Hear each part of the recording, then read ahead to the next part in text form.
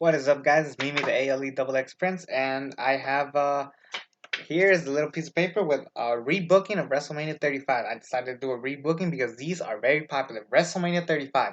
I like WrestleMania 35. The first 2 hours were solid, then it just kind of like went downhill from there, and I unfortunately feel so sorry for that for the fans that had to like sit through like a bunch of other nonsense. And I felt like this show could have been great had they booked it better year or months in advance. They could have like starting at SummerSlam. They should have picked this shit up.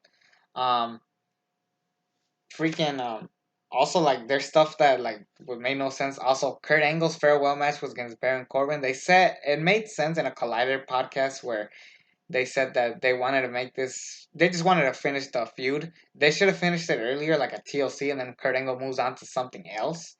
Um, So there's that, and then also Brock Lesnar is Universal Champion. Like, what the fuck were they thinking on that one? Um, yeah, so they just fucked this shit up badly. Um, Booking wise, it was bad. But wrestling wise, it was pretty great, and we had some historic moments, like the first ever African American WWE champion, full African American WWE champion, as in Kofi Kingston, and the first ever women's WrestleMania main event, which could have gone a bit of classic, but that's not fault of like the quality of the show. Is just maybe I don't know, just a couple of boxes, but I'll get more into it.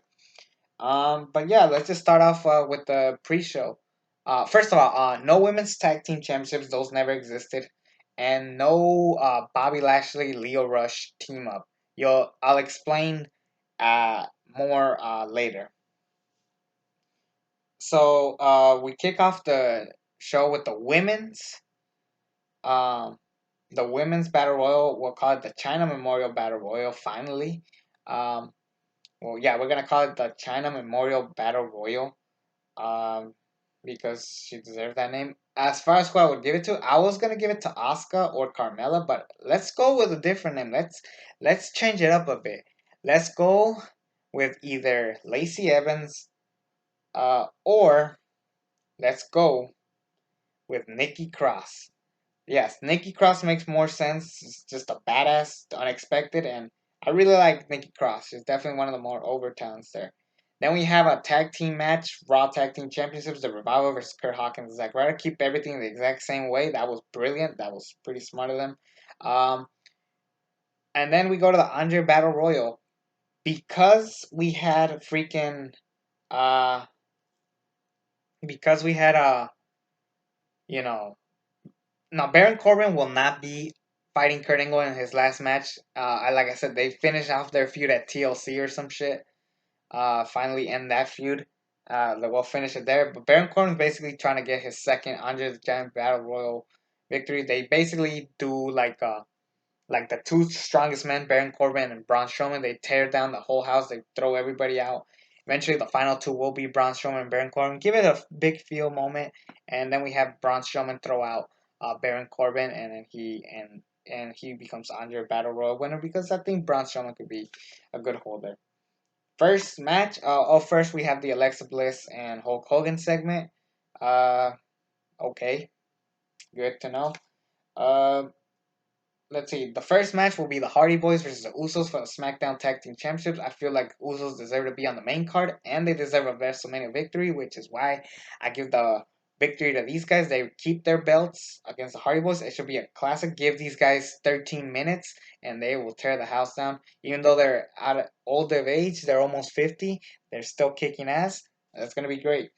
Second match, Randy Orton versus AJ Styles. I'd keep the feud the exact same way. It was pretty smart, just moving out of that, what they did originally. Um, freaking Randy Orton and AJ Styles basically keep the feud the same of how they started at the Chamber and then so on. The only thing I would change is Randy Orton goes over. Why would I put Randy Orton over? Because he's a heel and he needs to look strong. That way, when he fights Kofi Kingston at SummerSlam, he looks tougher. And he looks like he actually has a chance instead of just losing all the fucking time. Plus, AJ Styles is a well established star at this point. He's basically their top guy. Definitely one of their top five behind Becky Lynch, Seth Rollins. Bray Wyatt, and maybe Kofi Kingston. But yeah, definitely AJ Styles is one of their top tier guys, and he should be fine. And it could be over. And plus, if Randy Orton wins, that'll get even more heel heat. So there you go. So you guys a bunch of. It's pretty simple. I don't know why they didn't do that. They should have just had Randy Orton win. Um, Next up, the IC belt match. What would I do with the IC belt? So Dean Ambrose and Seth Rollins have a TLC match. Or no, let's go with a ladder match. Even though they've had a ladder match before, but basically we have a ladder match where Dean Ambrose wins. I won't go full into detail when I get to the Universal Championship picture, but anyways, I'd have the I'd basically have that happen. Um, then we have let's see, the night after we have Dean Ambrose have an open challenge. Elias, not Tyler Breeze, gets that open challenge. Seth Rollins screws over Dean Ambrose and he loses the belt.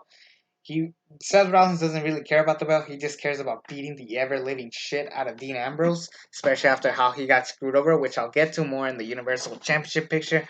But anyways, Elias just has a cute little run. Uh, but that run gets taken away the following week on Christmas when Drew McIntyre takes the belt off of him, and basically Drew McIntyre becomes a bully. He just becomes this uh, bitchy ass like asshole.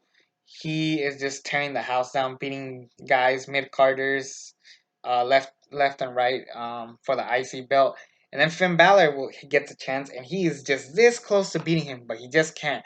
That is when he brings out the demon, and then WrestleMania we do Drew McIntyre versus Finn Balor IC belt. Finn Balor gets his moment, and it should be a good moment. The match itself, if you give it around maybe it doesn't need 10 minutes, but like 8 minutes should be fine. They could definitely do something with it if Finn Balor gets his good moment. Um, Next up, number four, the cruiserweights. Yes, I actually have the cruiserweights in this show. Buddy Murphy will defend the belt against Tony Nese, the guy from New Jersey. Makes sense to have that this match. And if it's on the actual show, it gives the cruiserweights a reason to be around. And if they give them enough time, they can tear the fucking house down, and it could be a great match. And I would have Tony Nese go over, obviously, because it's his hometown, guys. You always got to put the hometown guys over at WrestleMania, right? Right? Anyways, moving on. Next up, this might be a bad one, but basically, I would have a United States Championship ladder match. Basically, I would have multiple guys from SmackDown go over. And let me just kind of like back to the whole long term booking. I would have a Rey Mysterio return at SmackDown 1000. Not only is a qualifying spot for the tournament, not only will it be a qualifying like match for the tournament upcoming at Crown Jewel, but it will also be for the U.S. belt. Shinsuke Nakamura versus Rey Mysterio. Rey Mysterio wins anyway, so he gets the belt. He becomes a Grand Slam champion. He goes on a dominant run until he bumps into Samoa Joe, who takes the belt off of him. Um, Samoa Joe is just in a teardown. Eventually, R-Truth, of all people, gets the belt off of Samoa Joe somehow, some way. He gets a massive moment, massive pop. R-Truth surprises everybody. He's probably the most over person right now who's just very charismatic and funny and silly. Eventually, The Miz, the best in the world, not Shane McMahon. Miz actually wins that tournament, beating Seth Rollins, not Dolph Ziggler, making him much a much more dominant heel. The Miz is a way much better heel. Basically says that this guy's a goofball. He should not be champion. Hell, he was the reason why Awesome Truth worked. But also, if you look back to a couple of weeks before Hell in a Cell pay per view, R Truth beat the Miz. So basically, Miz believes that R Truth is the nobody, but also all these other guys want the belt. Samoa Joe wants the belt back. Rey Mysterio, Andrade, and Almas are feuding, so let's put those five. So there's five guys. That's R-Truth, Samoa Joe, The Miz, Andrade, Rey Mysterio. We also throw in Mustafa Ali, a guy who's great with ladders. And finally, the seventh man will be Kevin Owens. Yes, it was so stupid that they brought him for no fucking reason and they used him for nothing. KO Mania 4, baby. Yes, we use him. So there we go. A 7-man ladder match just to have fun. And who would I have go over? Believe it or not, I would actually have Rey Mysterio go over. Not because, I'm biased and Rey Mysterio is one of my top 5 for sure.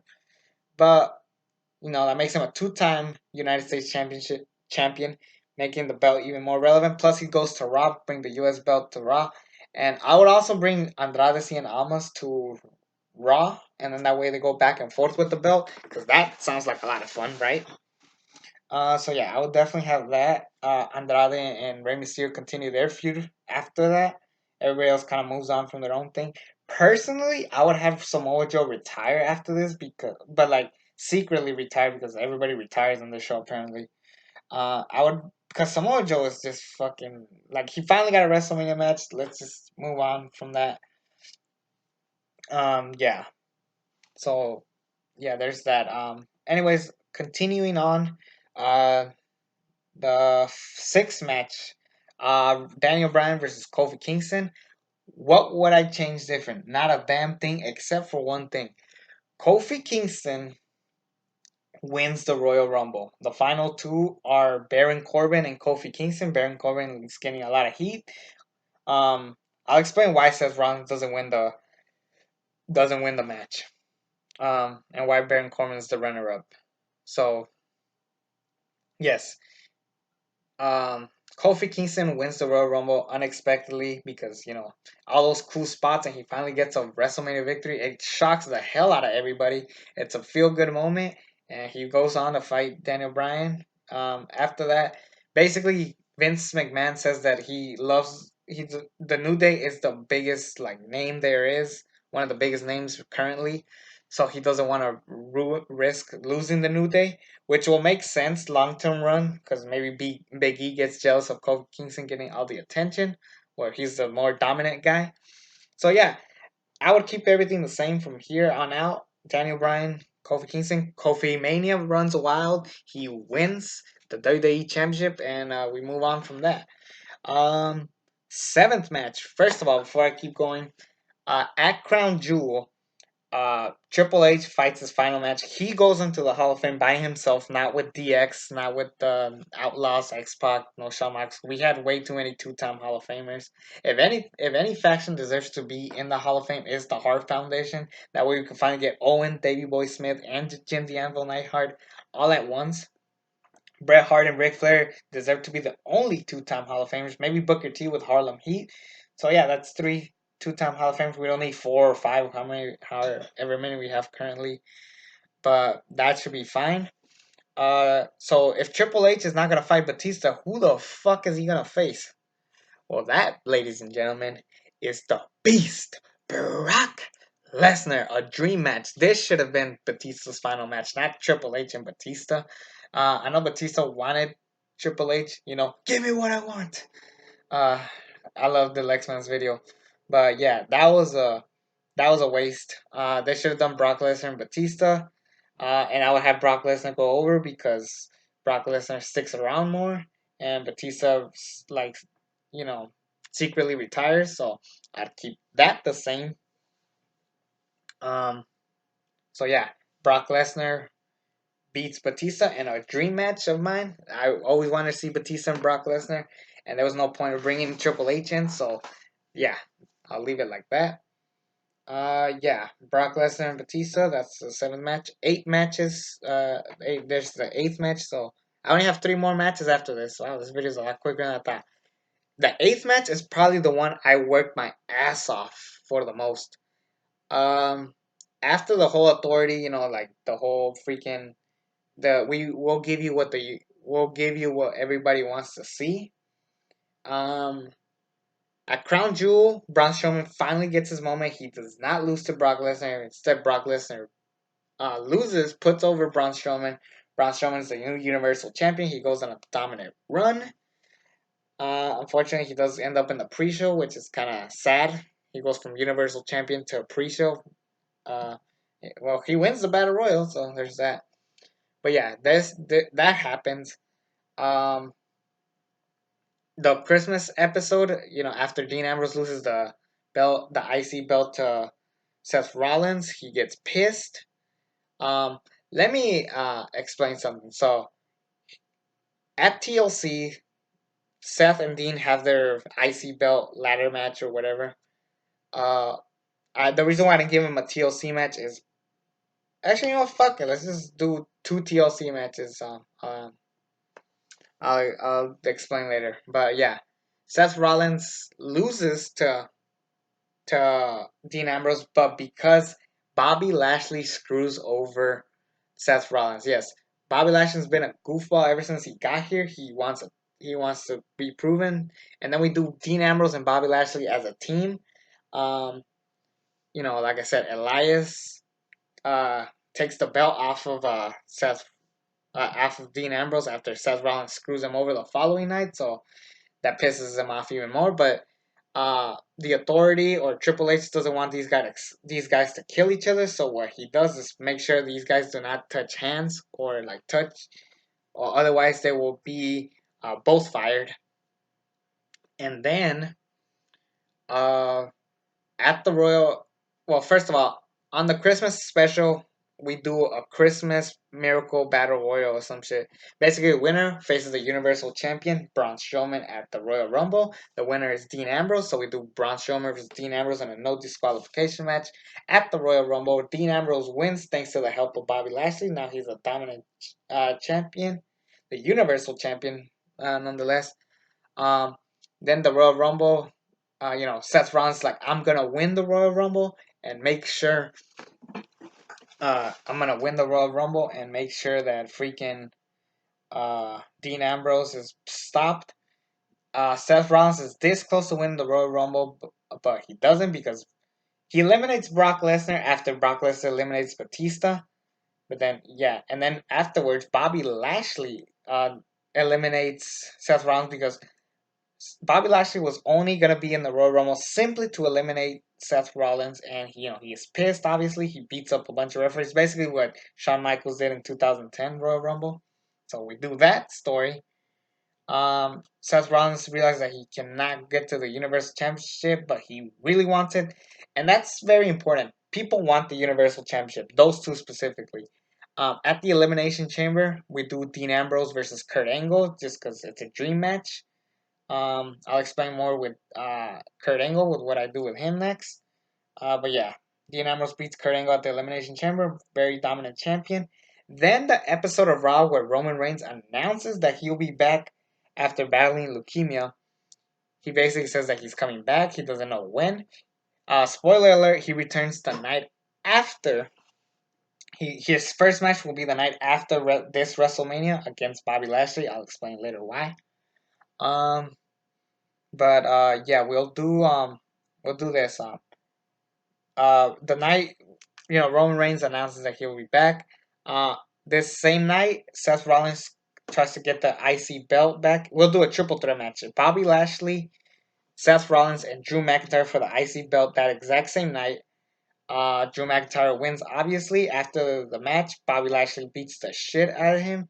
Then because again, Dean Ambrose and Seth Rollins cannot touch, otherwise they'll both be fired. Then Roman Reigns comes for the save. He pushes Bobby Lashley outside of the ring. He checks on Seth Rollins, and then he looks at Dean Ambrose. But they don't fight. They're just staring at each other because remember, in this universe, in my universe, the Shield. Now that I thought about it conveniently, so yeah, Dean Ambrose basically never talks about leukemias or Roman Reigns battling leukemia because that was horrible television. Even Dean Ambrose said it was horrible, or John Moxley in this case. Also, a little thing I should change up. John Moxley changes his theme song, his attire, he changes it all, kind of like what he looks like right now. That way he ends his WWE run strongly. Anyways, at Fastlane, we do Bobby Lashley versus Dean Ambrose because when Roman Reigns and Dean Ambrose looked at each other, Bobby Lashley grabbed a chair and smacked Roman Reigns in the back. He is pissed. He tells him to back off, and then Bobby Lashley beats the shit out of all three of them. So yeah, beats the shit out of the Shield by himself. Bobby Lashley is his own guy. Then we do at Fastlane, Seth Rollins versus Bobby Lashley for the Universal Championship with special guest referee Seth Rollins. And as long as Seth Rollins doesn't screw, if he calls it that if he calls it down the middle, he will get that Universal Championship shot. And sure enough, Dean Ambrose beats Bobby Lashley. But they're more sympathetic for each other, but they're still hating each other. And then we go back and forth like whether or not if they're gonna be friends or it's just like because Dean Ambrose was like unfortunately was the underdog of the Shield, even though he started off as a leader, but now he's just like kind of doing his own thing. So then we do Seth Rollins, Dean Ambrose Universal Championship match, no holds barred. This deserves the no holds barred, not Triple H and Batista. I think Brock and Batista could do a regular one-on-one match without stipulation and still have a great match. Anyway, Seth Rollins, Dean Ambrose. I'm very happy with the story we did. Basically, these two guys are finally beating the shit out of each other, throwing just like being bloody. And because we're gonna change up the WWE to compete with AEW, we have blood in this match. Yes, both men are bleeding like a motherfucker. And then also, by the way, Roman Reigns is watching this match, as a fan, kind of like John Cena did when he was watching The Undertaker and shit, or last year at WrestleMania 34, whatever.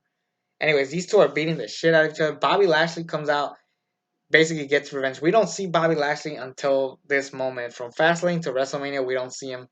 He beats the crap out of both of them. Roman Reigns jumps the barricade, beats the shit out of Bobby Lashley. All three of them team up to attack Bobby Lashley. They do a Shield triple power bomb onto the announce table, and then Seth Rollins and Dean Ambrose look at each other. They roll in the ring. They stand on each corner, and then the match continues from there. And eventually, Seth Rollins beats Dean Ambrose. Dean Ambrose is crying. He realized that he couldn't have his moment, but this is a bigger moment for Dean Ambrose. He's gonna leave to go to AEW. Seth Rollins is the new Universal Champion, and Roman Reigns is gonna be back in the ring. They finally do one last hoorah Shield. They do that for the one last time, and yeah, that's the end of the Shield. That is a perfect way to culminate the Shield storyline. That is going to be the Shield's final chapter. This is the last time we see all three of them together because Roman Reigns goes to SmackDown. Seth Rollins is the face of Raw behind Becky Lynch because, Seth Rollins is the man's man. That was embarrassing. And Dean Ambrose goes to AEW.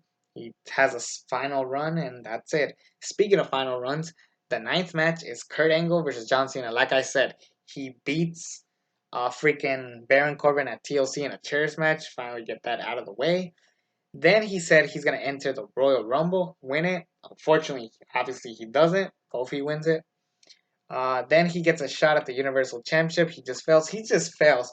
Kurt Angle is just not doing so good. He eventually does get a couple of victories from like some mid carders. Like can't think of some good heel mid carders. Eventually he becomes a free agent, fighting people from both sides. Basically having all kinds of dream matches with Chad Gable, Bobby Roode. He even fights Seth Rollins at one point, but it ends in no contest due to Dean Ambrose's screw ups, or just so we get that kind of stuff out of the way. Basically, he has all his dreams, but who is he fighting at WrestleMania if it's not Baron Corbin? John Cena, obviously. And why John Cena if he wasn't gonna put him over? I think John Cena needs a WrestleMania victory, a proper WrestleMania victory from Kurt Angle. I think that would be great. Think about it. Kurt Angle beats John Cena in John Cena's first match.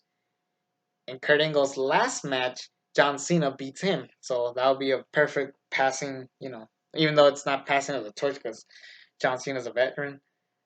But why would I have John Cena beat him? Basically, the story is that Kurt Angle is just fighting. He's just dominating. John Cena is also, throwing in some punches.